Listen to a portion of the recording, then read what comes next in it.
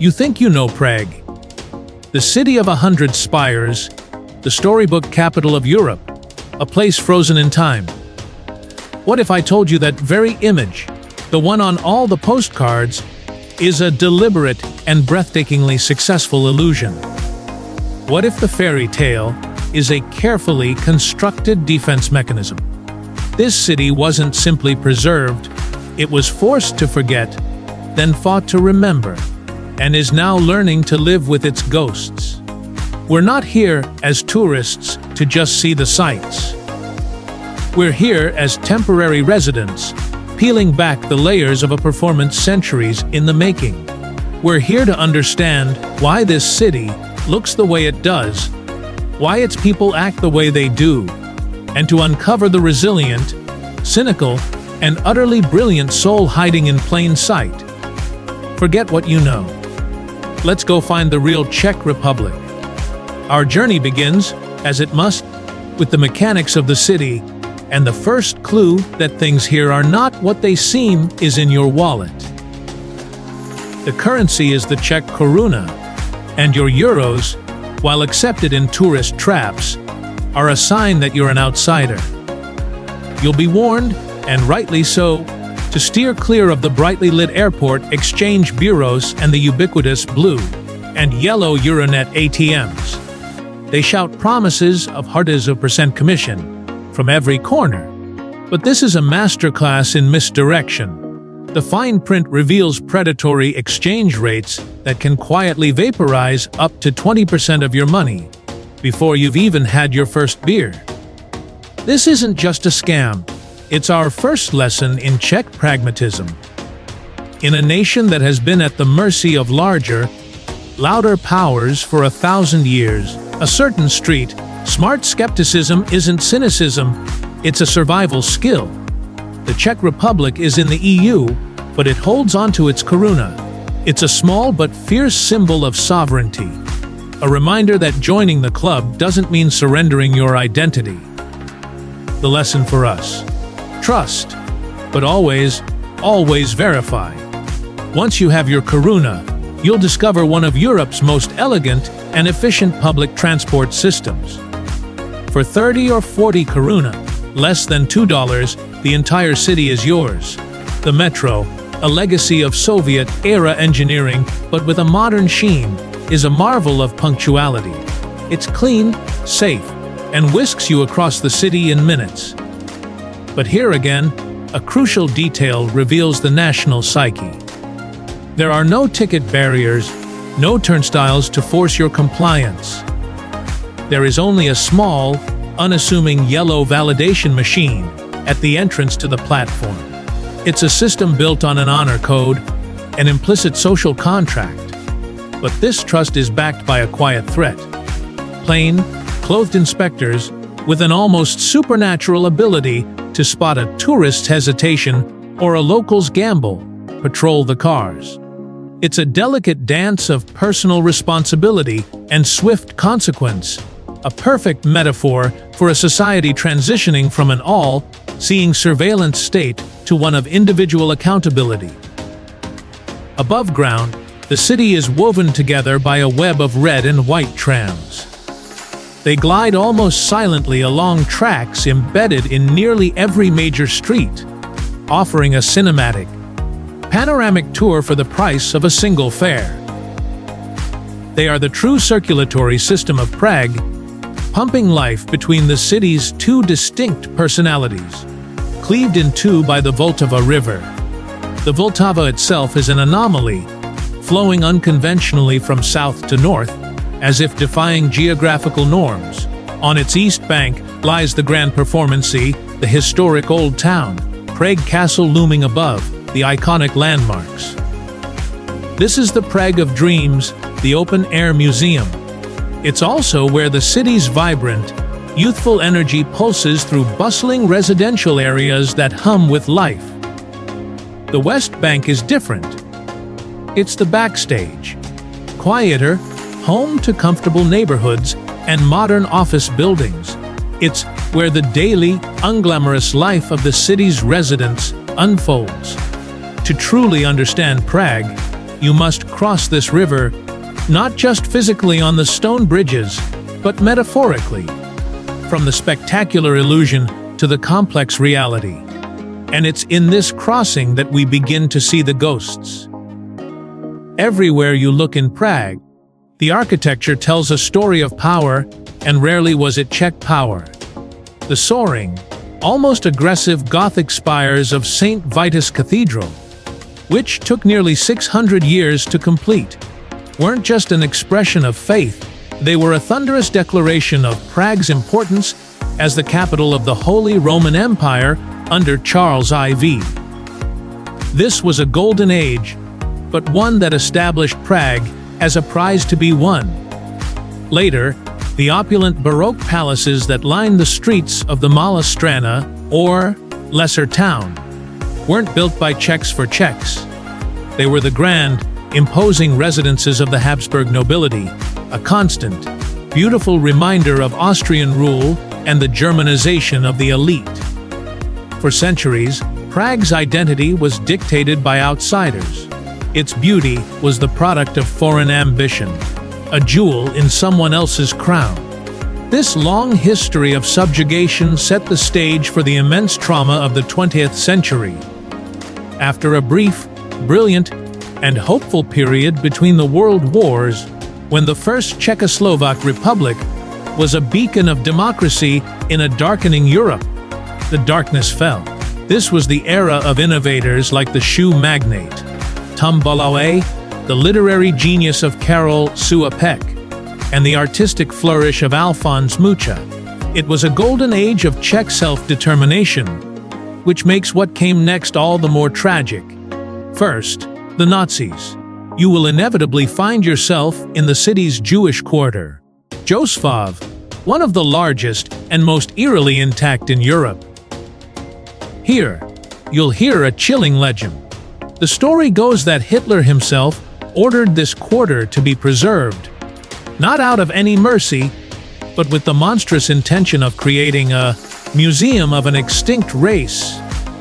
After the war, while historians debate the literal truth of this claim, the symbolic weight is undeniable.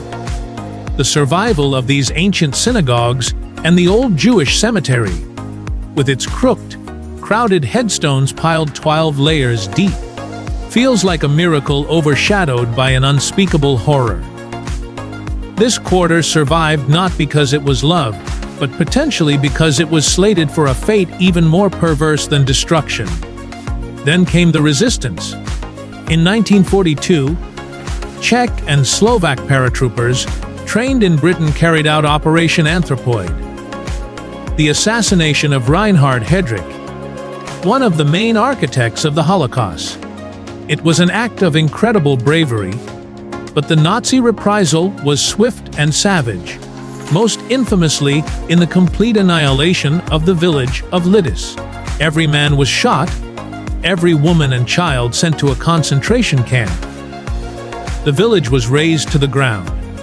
This is a scar on the national soul, a reminder of the horrific cost of defiance. After the liberation from the Nazis came not freedom, but a new master. For over 40 years, Czechoslovakia was trapped behind the Iron Curtain, a satellite state of the Soviet Union. This was an era of gray conformity, of monolithic concrete block housing estates, or panelkas, that still ring the historic center.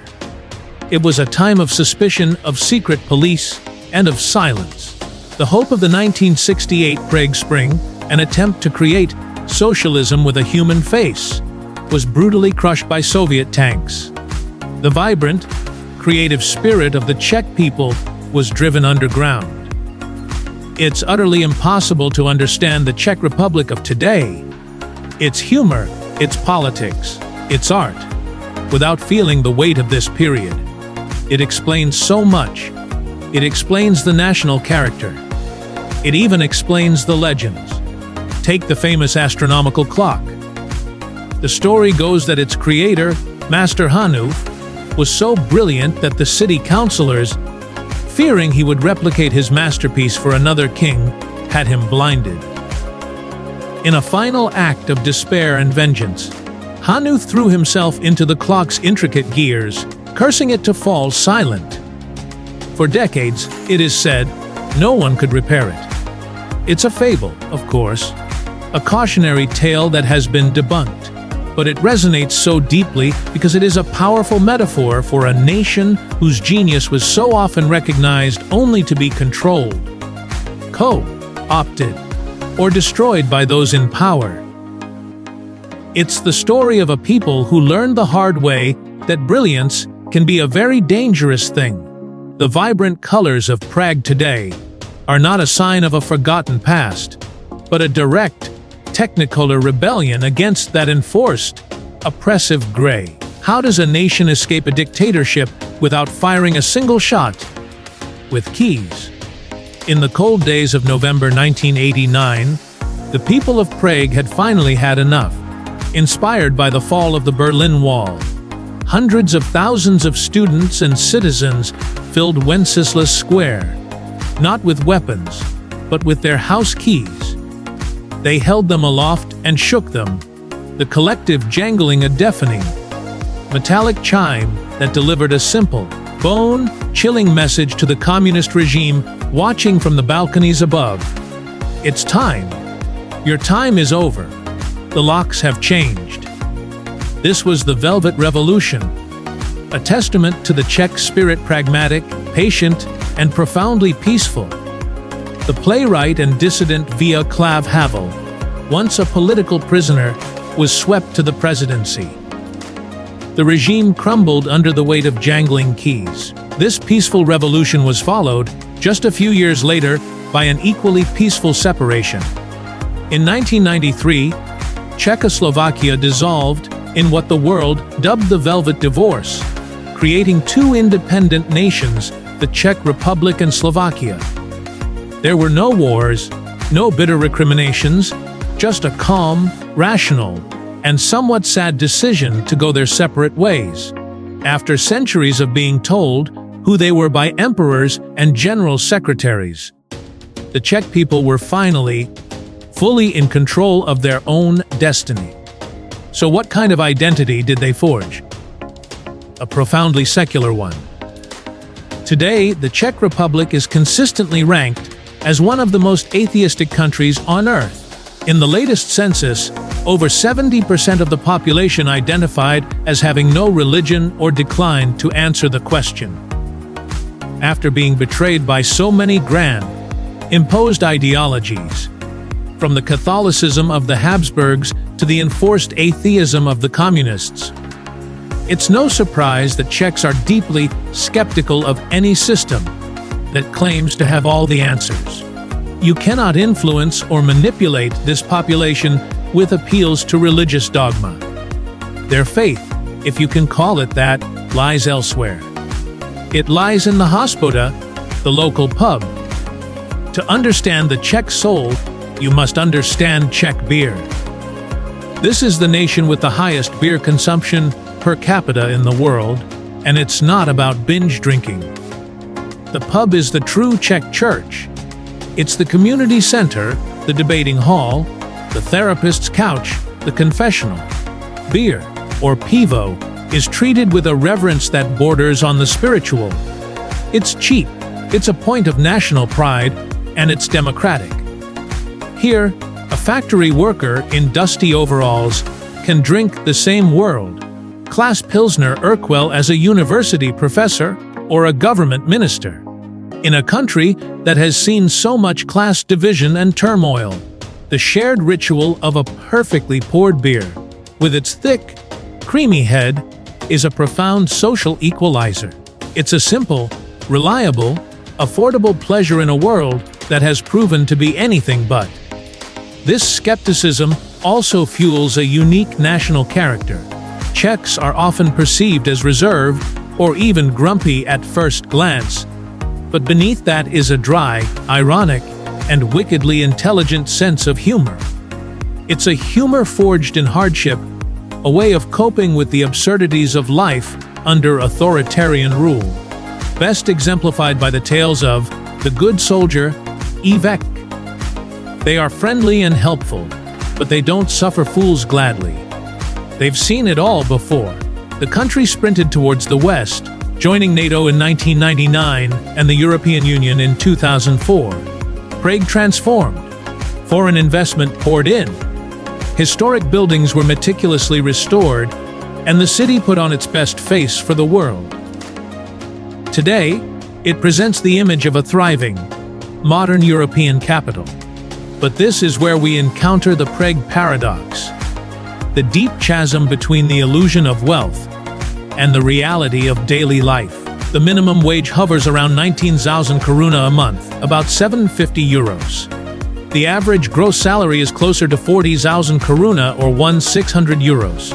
Even highly skilled professionals like doctors and engineers might take home between €2,000 and €3,000 a month after taxes.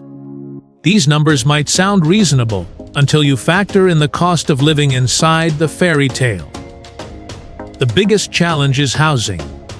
Driven by tourism, short-term rentals, and foreign investment, rent in Prague has skyrocketed. To live alone in a small, 40-square-meter apartment, you could easily pay 25,000 koruna, over €1,000 a month. That's more than the entire gross salary for a huge portion of the population. This is the stark reality behind the beautiful, freshly painted facades. Many young people and working-class families are being priced out of their own city center, forced into the very Paneluk, estates their parents dreamed of escaping, or living with roommates well into their 30s. The happy, positive faces you see are often masking real, grinding economic anxiety. This paradox helps explain some of the more surprising aspects of Czech society. On a weekend, you'll see people of all ages heading into the forests with wicker baskets. They're mushroom picking, a national pastime that borders on obsession. But it's not just a quaint hobby. Mushrooms are traditionally known as the meat of the poor. For families struggling to make ends meet, a successful day of foraging provides a free, delicious, and protein-rich addition to their stews and soups. It's an act of self-sufficiency rooted in both tradition and economic necessity. It also sheds light on a more controversial statistic. A 2019 study noted that this small nation, representing less than 1% of the world's population, produced around 13% of the world's adult film content. This isn't a point of national pride, but a complex and uncomfortable issue rooted in a perfect storm of economic pragmatism, a highly liberal and secular culture, and a history of finding unconventional ways to make a living. When faced with high costs and a desire for quick money, some see it as just another job. Stripped of the moral stigma it might carry in other cultures. But to define the Czechs by this would be a grave mistake and a deep insult. This is also the nation of astonishing innovators. A Czech chemist, Otto Wichterl, frustrated by official labs, invented the soft contact lens on a homemade device built from a children's Meccano-style toy set on his kitchen table. Gregor Mendel, the father of modern genetics, conducted his revolutionary experiments with pea plants in a monastery garden in what is now Brno. The word robot was given to the world in a 1920 play RUR by the Czech writer Karel Suapek. And of course, there is Franz Kafka, whose surreal, bureaucratic nightmares feel less like fiction and more like prophecy for anyone who lived through the 20th century. This is the paradox in full view. A nation of brilliant scientists, artists, and thinkers, wrestling with the gritty, often difficult realities of making a living in the shadow of their own magnificent and increasingly expensive city. So, with this new understanding, let's revisit Prague's famous landmarks. They are no longer just photo opportunities. They are chapters in the story, stones that speak if you know how to listen. Start your day on the Charles Bridge. As you walk across its ancient cobblestones, Don't just admire the 30 statues of saints that line its balustrade. Know that they are all replicas. The originals, weathered by centuries of floods, wars, and pollution, are safe in a museum. The bridge itself is a performance, a painstakingly maintained copy of its former glory. It's a perfect symbol for a city that has had to constantly protect and recreate its own identity. Feel the history under your feet.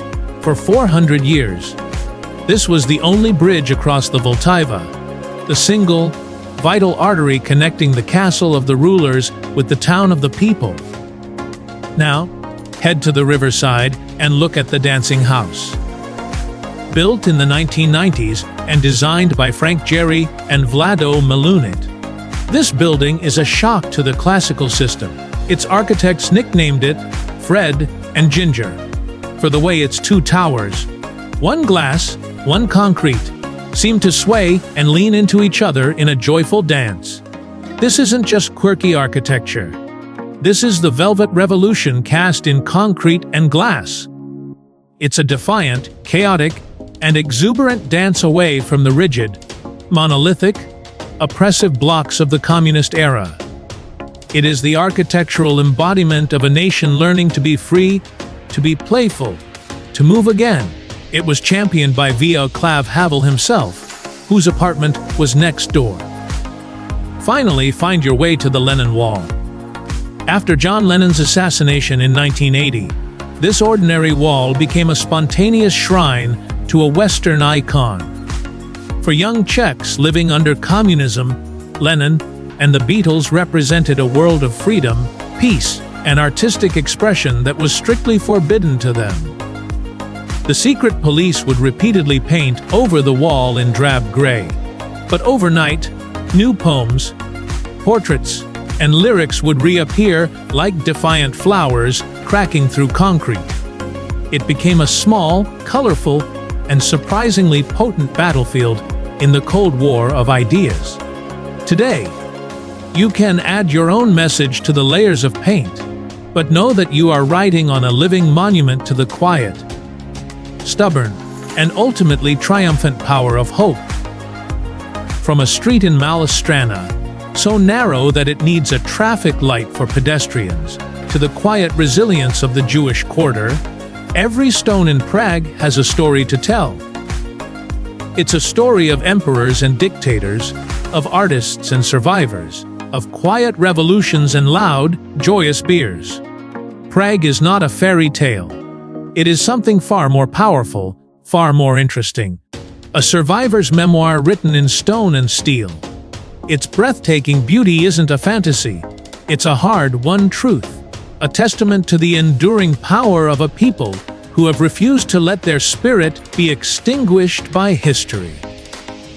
They have endured occupation, oppression, and economic hardship, and have responded not with bitterness, but with dark humor, brilliant innovation, and a profound appreciation for the simple, democratic pleasure of a shared beer. To visit Prague is not just to see a beautiful city. It's to witness a masterclass in resilience, a complex and ongoing performance of identity. What part of this story surprised you the most? The jangling keys of the Velvet Revolution? The paradox of the modern economy? Or the secret church of the Hospoda? Share your thoughts or your own questions in the comments below. If this story offered you a new lens through which to see the world, share this video with a fellow traveler who loves to dig deeper than the surface. And for more deep dives into the world's most fascinating and misunderstood places, make sure you subscribe. See you on the next journey.